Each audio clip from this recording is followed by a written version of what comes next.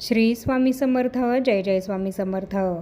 तुम्हा सर्वांचं पुन्हा एकदा अगदी मनापासून आपल्या या नवीन व्हिडिओमध्ये मी स्वागत करते. उद्या 3 जुलैला शुक्रवारी आलेली आहे संकष्टी चतुर्थी. आपल्या हिंदू धर्मामध्ये कोणतेही शुभ किंवा मंगल कार्य सुरू करण्यापूर्वी विघ्नहर्ता भगवान गणेशाचे आवाहन केले जाते. हिंदू पंचांगानुसार संकष्टी चतुर्थीचा उपवास प्रत्येक महिन्याच्या कृष्ण पक्षातील चतुर्थी तिथीला केला जातो. संकष्टी म्हणजे संकटांचा नाश. हिंदू धर्मात गणेशाला प्रथम पूजनीय मानले गेले आहे. संकष्टीच्या दिवशी व्रत केल्याने सर्व प्रकारची विघ्ने, मानसिक ताण आणि आर्थिक अडचणी या आपल्या दूर होतात. या व्रतामध्ये चंद्रदर्शनाला अत्यंत महत्त्व हे आहे. पौराणिक कथेनुसार चंद्रदेवाने गणेशाचा अपमान केल्यामुळे त्याला शाप मिळाला होता. पण चंद्रदेवाने क्षमा मागितल्यावर गणपती बाप्पांनी चतुर्थीला पूजा करून चंद्रदर्शन घेतल्यास दोषमुक्त होण्याचा वर दिला. आणि म्हणूनच आपण संकष्टी चतुर्थीचा उपवास हा चंद्रदर्शन घेतल्यानंतरच सोडत असतो. चंद्राची पूजा केल्यावरच संकष्टी चतुर्थीचा उपवास हा सोडला जातो. उद्या 3 जुलैला जी संकष्टी चतुर्थी आलेली आहे, तर त्या संकष्टी चतुर्थीला कृष्णपिंगला संकष्टी चतुर्थी असं सुद्धा म्हटलं जातं. या दिवशी विघ्नहर्ता श्री गणेशाची मनोभावे पूजा केली जाते. सर्व संकटे, दुःख दूर करून सुख, शांती आणि समृद्धी प्राप्त करण्यासाठी या दिवशी उपवास करून चंद्रोदयाच्या वेळी चंद्राला अर्घ्य देऊन चंद्राची पूजा करून त्यानंतर संकष्टी चतुर्थीचा हा उपवास सोडला जातो. संकष्टी चतुर्थीला आपण गणपती बाप्पांची विशेष उपासना ही केली आणि त्यासोबत संकष्टी चतुर्थीचं व्रत केलं तर आपल्या आयुष्यातल्या सर्व अडचणी या दूर होतात. विद्यार्थ्यांनी जर संकष्टी चतुर्थीचं व्रत करून गणपती बाप्पांची विशेष आराधना केली तर गणपती बाप्पांच्या कृपेने त्यांच्या करिअरमध्ये त्यांना खूप लाभ होतो. त्यांच्या करिअरमध्ये कोणत्याच अडचणी या त्यांना येत नाहीत. संकष्टी चतुर्थी ही नावाप्रमाणेच भक्तांच्या सर्व संकटांचा नाश करणारी चतुर्थी मानली जाते. संकष्टी चतुर्थीला स्त्रिया आपल्या पतीच्या दीर्घायुष्यासाठी आणि सौभाग्यासाठी तसंच आपल्या मुलांच्या कल्याणासाठी, त्यांच्या प्रगतीसाठी संकष्टी चतुर्थीचं व्रत करतात. या व्रताचा महिमा आर्थिक अडचणी दूर होण्यासाठी सुद्धा खूप महत्त्वाचा मानला जातो. तसंच आपल्या मुलाबाळांसंबंधित जर काही अडचणी आपल्याला असतील तर त्या दूर होण्यासाठी सुद्धा गणपती बाप्पांच्या या संकष्टी चतुर्थीचं व्रत करणं अतिशय महत्त्वाचं मानलं जातं. प्रत्येक आई ही आपल्या मुलांच्या कल्याणासाठी, त्यांच्या करिअरमध्ये त्यांची भरभरून प्रगती व्हावी यासाठी संकष्टी चतुर्थीचं व्रत करत असते आणि गणपती बाप्पांची पूजा आराधना करत असते. गणपती बाप्पा ही विद्येची, बुद्धीची देवता आहे. तसंच कोणत्याही कार्याला सुरुवात करण्याआधी गणपती बाप्पांची पूजा करूनच कोणत्याही कार्याची सुरुवातही होत असते. कुठल्याही पूजेची सुरुवातसुद्धा गणपती बाप्पांच्या पूजनानेच होत असते. संकष्टी चतुर्थीच्या व्रताच्या पालनाने आपल्या जीवनामध्ये जी काही कामं खूप दिवसांपासून रखडलेली आहेत तर तीसुद्धा प्रलंबित कामं पूर्ण होण्यास मदत होते. ही कामं पूर्ण होण्यासाठी कुठलाही अडथळा न येता ती कामं व्यवस्थितपणे पूर्णत्वास जात असतात. आपल्या सर्व मनोकामना पूर्तीसाठी गणपती बाप्पांची विशेष आराधना ही आपण संकष्टी चतुर्थीला करत असतो. तर याचप्रमाणे आपण संकष्टी चतुर्थीला गणपती बाप्पांच्या सेवेसोबतच काही महत्त्वाचा उपायसुद्धा करायचा आहे.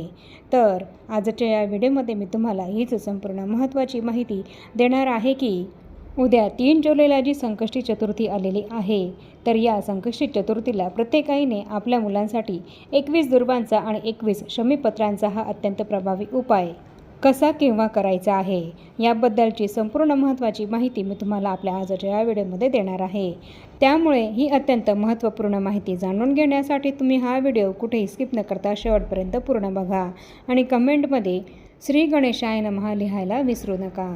आणि तसंच या व्हिडिओमध्ये सांगितल्याप्रमाणे तुम्हीसुद्धा तुमच्या मुलांसाठी हा उपाय उद्या नक्की करा. आपल्या मुलांसाठी हा उपाय केल्याने आपल्या मुलांच्या आयुष्यातले सर्व संकट, विघ्न, आजारपण, समस्या, अडचणी, इडापिडा, आपल्या मुलांच्या आजूबाजूला असलेली सर्व नकारात्मकता ही सर्व नष्ट होईल. मुलांच्या सर्व इच्छा, मनोकामना पूर्ण होतील आणि त्यांची नोकरीमध्ये, अभ्यासामध्ये तसंच प्रत्येक करिअरमध्ये, प्रत्येक क्षेत्रामध्ये भरभरून प्रगती होईल. तर असा हा 21 दुर्वांचा आणि 21 शमीपत्रांचा प्रभावी उपाय उद्या संकष्टी चतुर्थीला प्रत्येक आईने कसा करायचा आहे हेच आपण आता या व्हिडिओमध्ये जाणून घेऊया. पण त्याआधी आपण ही संकष्टी चतुर्थीची तिथी केव्हा सुरू होत आहे आणि केव्हा संपत आहे हे जाणून घेऊया. या संकष्टी चतुर्थी तिथीची सुरुवात शुक्रवारी 3 जुलै रोजी सकाळी 11:21 होणार आहे आणि चतुर्थी तिथीची समाप्ती ही शनिवारी 4 जुलै रोजी दुपारी 12:40 होणार आहे. त्यामुळे उदया तिथीनुसार संकष्टी चतुर्थी ही शुक्रवारी 3 जुलै रोजी आपल्याला साजरी करायची आहे। याच दिवशी 3 जुलैला शुक्रवारी आपल्याला संकष्टी चतुर्थीचा उपवास हा करायचा आहे आणि या दिवशी चंद्रोदय हा रात्री 9:28 असणार आहे। तर हा उपाय करण्यासाठी उद्या शुक्रवारी संकष्टी चतुर्थीला आपल्याला सकाळी लवकर उठायचं आहे। आपलं स्वच्छ स्नान करून घ्यायचं आहे आणि त्यानंतर आपल्या देवघरातल्या देवांची आपल्याला पूजा करून घ्यायची आहे। आणि ही पूजा करताना सर्वात प्रथम आपल्याला गणपती बाप्पांना शुद्ध पाण्याचा किंवा पंचामृताचा अभिषेक हा करायचा आहे। आणि हा अभिषेक करत असताना तुम्ही गणपती अथर्व शीर्षाचं पठण हे करायचं आहे। आणि त्यानंतर गणपती बाप्पांची हळद कुंकू अक्षदा अर्पण करून फूल अर्पण करून धूपदीप ओवाळून विधिवत पंचोपचार पूजा करायची आहे। संकष्टी चतुर्थीला गणपती बाप्पांच्या प्रिय वस्तू दुर्वा आणि लाल जास्वंदाचं फूल हे आपल्याला त्यांना जरूर अर्पण करायचं आहे। लाल जास्वंदाचं फूल तुम्हाला नाही मिळालं तर लाल कलरचं झेंडूचं फूलसुद्धा तुम्ही गणपती बाप्पांना अर्पण करू शकतात। आणि तसंच सकाळी गणपती बाप्पांना गुळ खोबऱ्याचा नैवेद्य हा आपल्याला जरूर अर्पण करायचा आहे। तर याप्रमाणे गणपती बाप्पांची विधिवत पंचोपचार पूजा करून झाल्यानंतर हा उपाय आपल्याला करायचा आहे। आणि हा उपाय आपल्या लहान मुलांपासून तर मोठ्या मुलांपर्यंत हा आपण करू शकतो। तुमची लहान मुलं जर खूप चिडचिडपणा करत असतील, हट्टीपणा करत असतील, तुमचं ऐकत नसतील तर तुम्हाला हा उपाय तुमच्या मुलांसाठी करायचा आहे। मुलगा असो किंवा मुलगी असो, तुम्हाला हा उपाय तुमच्या मुलांसाठी अवश्य करायचा आहे। त्याचप्रमाणे शाळेमध्ये जाणारी मुलं आहेत आणि त्यांच्या अभ्यासामध्ये त्यांचं मन हे लागत नाही आहे, केलेला अभ्यास त्यांच्या लक्षामध्ये राहत नाही आहे, तर अशा मुलांचा केलेला अभ्यास लक्षात राहावा आणि अभ्यासामध्ये त्यांचं मन लागावं, त्यांची बुद्धी ही तल्लख व्हावी यासाठी हा उपाय तुम्हाला करायचा आहे। त्याचप्रमाणे खूप मोठी डिग्री घेऊनसुद्धा काही मुलांना जर नोकरी लागलेली नसेल किंवा नोकरी करणाऱ्या मुलांनासुद्धा जर त्यांच्या करिअरमध्ये काही अडचणी येत असतील, त्यांना प्रमोशन मिळत नसेल, त्यांची पगारवाढ ही होत नसेल आणि जी मुलं किंवा मुली नोकरीच्या शोधात असतील, चांगली नोकरी ही त्यांना मिळत नसेल, त्याचप्रमाणे स्पर्धा परीक्षा देणाऱ्या मुलांच्या परीक्षेमध्ये त्यांना जर अपेक्षित यश मिळत नसेल तर अशा सर्व मुलांसाठी तुम्ही हा उपाय करू शकतात। मोठी मुलं असतील आणि ते जर हा उपाय स्वतः करू शकत असतील तर त्यांनी हा उपाय स्वतःसाठी केला तरीही चालेल। पण ज्यांची मुलं लहान आहेत आणि ते स्वतःसाठी हा उपाय करू शकत नाहीत तर अशा मुलांसाठी आई वडिलांनी हा उपाय केला तरीही चालेल। पण आईला जर मासिक धर्म असेल तर त्या आईने हा उपाय करू नये। मग अशा वेळेस मुलांच्या वडिलांनी हा उपाय मुलांसाठी केला तरीसुद्धा चालेल। आणि हा उपाय तुम्ही उद्या शुक्रवारी सकाळपासून तर संध्याकाळपर्यंत केव्हाही करू शकतात। तुमच्या वेळेनुसार तुम्ही हा उपाय केला तरीसुद्धा चालेल। आणि हा उपाय करण्यासाठी आपल्याला आपल्या घराजवळ असलेल्या गणपती बाप्पांच्या मंदिरामध्ये जायचं आहे आणि तिथे जाऊन हा उपाय आपल्याला करायचा आहे। कारण गणपती बाप्पांच्या मंदिरामध्ये सकारात्मक ऊर्जा ही खूप मोठ्या प्रमाणामध्ये असते आणि अशा खूप साऱ्या सकारात्मक ऊर्जा असलेल्या ठिकाणी गणपती बाप्पांच्या मंदिरामध्ये जर आपण असा हा उपाय केला तर त्याचा परिणामसुद्धा आपल्याला सकारात्मकच मिळत असतो। आणि म्हणूनच हा उपाय आपल्याला गणपती मंदिरामध्ये जाऊनच करायचा आहे। आणि हा उपाय करण्यासाठी आपल्याला पूर्ण श्रद्धेने आणि भक्तिभावाने आणि तसंच विश्वासाने आपल्याला तो करायचा आहे। पूर्ण विश्वास ठेवून श्रद्धा ठेवूनच हा उपाय आपल्याला करायचा आहे। जेव्हा आपण कुठलाही उपाय पूर्ण श्रद्धेने भक्तिभावाने आणि विश्वासाने करतो तर तेव्हा त्याचे फळ हे सुद्धा आपल्याला निश्चितच मिळत असते। तर हा उपाय करण्यासाठी तुम्हाला 21 दुर्वा या घ्यायच्या आहेत। पूर्ण एक दुर्वेला 3 दल असलेली अशी आपल्याला 21 दुर्वा या 21 दुर्वांची जुडी ही आपल्याला घ्यायची आहे। आणि तसंच एक लाल रंगाचं फूल घ्यायचं आहे, कारण लाल रंगाचं फूल हे गणपती बाप्पांना अतिशय प्रिय आहे। मग तुम्ही इथे जास्वंदाचं किंवा झेंडूचं फूल घेतलं तरीही चालेल, शक्यतोवर जास्वंदाचं फूल घेण्याचाच प्रयत्न करा। आणि जर हे फूल नाही मिळालंच तर मग तुम्ही या लाल जास्वंदाच्या फुलाच्या ऐवजी झेंडूचं फूल किंवा गुलाबाचं लाल रंगाचं फूल घेतलं तरीही चालेल। आणि त्याचप्रमाणे तुम्हाला 21 शमीपत्र हे सुद्धा घ्यायचे आहेत। तसंच गणपती बाप्पांना नैवेद्य म्हणून खडीसाखर किंवा एखादं फळ हे सुद्धा तुम्हाला घेऊन जायचं आहे। किंवा मग तुम्ही गुळ फुटाणे सुद्धा किंवा साखर फुटाणे सुद्धा गणपती बाप्पांना नैवेद्य म्हणून घेऊन गेलात तरीही चालेल। आणि त्याचप्रमाणे आपल्याला गणपती बाप्पांची पूजा करण्यासाठी हळद कुंकू अक्षदा हे सुद्धा आपल्यासोबत घेऊन जायचं आहे। आणि गणपती मंदिरामध्ये गेल्यानंतर सर्वात आधी आपल्याला हळद कुंकू अक्षदा गणपती बाप्पांना अर्पण करून त्यांची पूजा करून घ्यायची आहे। आणि त्यानंतर या दुर्वांची जुडी आपल्याला गणपती बाप्पांना अर्पण करायची आहे। आणि ही गणपती बाप्पांना दुर्वांची जुडी अर्पण करताना ती गणपती बाप्पांच्या सोंडेजवळ आपल्याला अर्पण करायची आहे। कारण गणपती बाप्पांनी दुर्वा या सेवन केल्या होत्या, त्यामुळे दुर्वा या त्यांच्या चरणाशी न ठेवता त्या आपल्याला त्यांच्या सोंडेजवळ ठेवायच्या आहेत। आणि आपण जे लाल रंगाचं फूल आणलेलं आहे आपल्यासोबत, तर ते फूलसुद्धा गणपती बाप्पांच्या चरणाशी आपल्याला अर्पण करायचं आहे. आणि तसंच जी 21 शमीपत्र आपण घेतलेली आहेत तर तीसुद्धा आपण त्यांच्या चरणाशी अर्पण करायची आहेत. गणपती बाप्पांना दुर्वा ज्याप्रमाणे प्रिय आहेत त्याचप्रमाणे शमीपत्र हे सुद्धा अत्यंत प्रिय आहेत. शमीपत्र आणि दुर्वा गणपती बाप्पांना अर्पण केल्याने गणपती बाप्पा हे आपल्यावर लवकरात लवकर प्रसन्न होत असतात.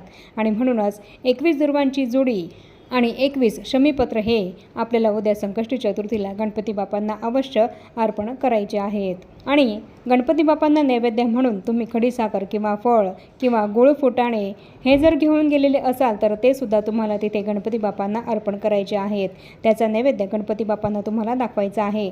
त्याचप्रमाणे जर तुम्हाला गणपती बाप्पांना मोदक किंवा लाडू हे जर नैवेद्यासाठी घेऊन जाता येत असतील तर तुम्ही ते सुद्धा घेऊन गेले तर अतिशय उत्तम. तर याप्रमाणे ही सगळी सेवा करून झाल्यानंतर गणपती बाप्पांसमोर आपल्याला बसायचं आहे आणि तिथे गणपती बाप्पांसमोर बसून गणपती अथर्वशीर्षाचं पठण करायचं आहे. आणि तसंच 108 वेळा ओम गंग गणपते नमः या मंत्राचा जपसुद्धा आपल्याला तिथे गणपती मंदिरामध्ये बसूनच अवश्य करायचा आहे. आणि यानंतर गणपती बाप्पांकडे हात जोडून आपल्याला प्रार्थना करायची आहे की आपल्या मुलांची सर्व इच्छा मनोकामना पूर्ण होऊ देत. त्यांना त्यांच्या अभ्यासामध्ये शिक्षणामध्ये त्यांची खूप प्रगती होऊ दे. मुलांच्या आयुष्यामधल्या सर्व अडचणी संकट समस्या दूर होण्यासाठी गणपती बाप्पांना आपण हात जोडून नम्रभावे प्रार्थना करायची आहे. आपल्या मुलांना त्यांच्या करिअरमध्ये घवघवीत यश मिळावं यासाठी आपल्याला प्रार्थना करायची आहे. आणि यानंतर अशी प्रार्थना करून झाल्यावर आपल्याला घरी यायचं आहे. तर सांगितल्याप्रमाणे हा उपाय तुम्हाला करायचा आहे. जर तुमची मुलं मोठी असतील तर त्यांच्याकडूनच हा उपाय तुम्ही करून घ्या. आणि जर तुमची मुलं लहान असतील तर तुमच्या लहान मुलांसाठी तुम्ही आईवडिलांनी हा उपाय करायचा आहे. आणि तुमची मुलं लहान असतील तर हा उपाय करण्यासाठी तुम्ही तुमच्यासोबत गणपती बाप्पांच्या मंदिरामध्ये तुमच्या मुलांनासुद्धा सोबत घेऊन जायचं आहे. तर हा उपाय तुम्ही संकष्टी चतुर्थीला उद्या अवश्य करा. जर तुम्हाला या संकष्टी चतुर्थीला हा उपाय करणं नाही जमलं तर तुम्ही कोणत्याही संकष्टी चतुर्थीला हा उपाय करू शकतात. वर्षभरामधून येणाऱ्या 12 संकष्टी चतुर्थींपैकी तुम्ही कोणत्याही संकष्टी चतुर्थीला हा उपाय केलात तरीही चालेल. गणपती बाप्पा ही शीघ्र फळ देणारी आणि लवकर प्रसन्न होणारी अशी देवता आहे. त्यामुळे गणपती बाप्पांना प्रसन्न करून घेण्यासाठी त्यांचा कृपाशीर्वाद हा आपल्यावर आणि आपल्या मुलांवर कायम राहण्यासाठी आपल्या मुलांची भरभरून प्रगती होण्यासाठी संकष्टी चतुर्थीला हा अत्यंत प्रभावी असा 21 दुर्वांचा आणि 21 शमीपत्रांचा उपाय आपल्याला अवश्य करायचा आहे. हा उपाय केल्याने तुमच्या मुलांवर जी कुठली संकट विघ्न येणार असतील तर ती गणपती बाप्पांच्या कृपेने दूर होतील आणि त्यांची प्रत्येक क्षेत्रामध्ये भरभरून प्रगती होईल. आणि म्हणूनच अत्यंत प्रभावी असा हा साधा सोपा उपाय तुम्ही उद्या संकष्टी चतुर्थीला अवश्य करा. याचा तुम्हाला 100% पॉझिटिव्ह रिझल्ट हा नक्कीच दिसेल. आणि आता या छोट्याशा माहितीसह आपण आपला आजचा हा व्हिडिओ इथेच थांबवूया. चॅनलवर जर तुम्ही पहिल्यांदाच आला असाल तर चॅनलला जरूर सबस्क्राईब करा आणि या व्हिडिओला जास्तीत जास्त लाईक आणि शेअरसुद्धा नक्की करा. आणि भेटूया पुन्हा अशाच नवीन एका माहितीपूर्ण आणि महत्त्वपूर्ण व्हिडिओसोबत. तोपर्यंत सर्वांना श्री स्वामी समर्थ.